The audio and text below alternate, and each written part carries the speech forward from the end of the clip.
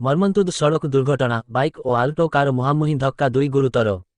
মর্মন্তুদ সড়ক দুর্ঘটনা বাইক ও আল্টো কার মুহাম্মুহি ধক্কা দুই গুরুতর। এপরি মর্মন্তুদ সড়ক দুর্ঘটনা ঘটিছি করঞ্জিয়া থানা অন্তর্গত 220 নম্বর জাতীয় রাজপথর গিধিବାସ ଛକ ନିକଟରେ। ଗୋଟିଏ ବାଇକ୍ରେ 2 ଜଣ ଯୁବକ ଦ୍ରୁତ ଗତିରେ ଆସି ଓଲଟକୁ ପ୍ଲେମଷ୍ଟାଇଲ୍ରେ ଧକ୍କା ଦେବା ଫଳରେ ଜଣେ ବାଇକ୍ ଆରୋହୀ ଓଲଟ କାର ଉପରେ ଛିଟିକି ପଡ଼ିବା ସହିତ ଅନ୍ୟ ଜଣେ ମଧ୍ୟ 100 ମିଟର ଦୂରକୁ ଛିଟିକି ପଡ଼ି ଗୁରୁତର ଆହତ ହୋଇଛନ୍ତି। ଗୁରୁତର ଆହତ 2 ଜଣଙ୍କୁ ସ୍ଥାନୀୟ ଲୋକଙ୍କ ସହାୟତାରେ 108 ଆମ୍ବୁଲାନ୍ସ ଯୋଗେ କରଞ୍ଜିଆ ଉପଖଣ୍ଡ ଚିକିତ୍ସାଳୟରେ ଚିକିତ୍ସା ପାଇଁ ଭର୍ତ୍ତି କରାଯାଇଛି।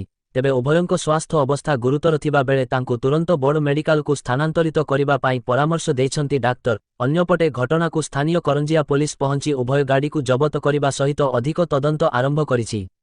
ମୟୂରଭଞ୍ଜ ଜିଲ୍ଲା କରଞ୍ଜିଆରୁ ବି ଦିବ୍ୟେନ୍ଦୁ ଶେଖର ଅଙ୍କ ରିପୋର୍ଟ।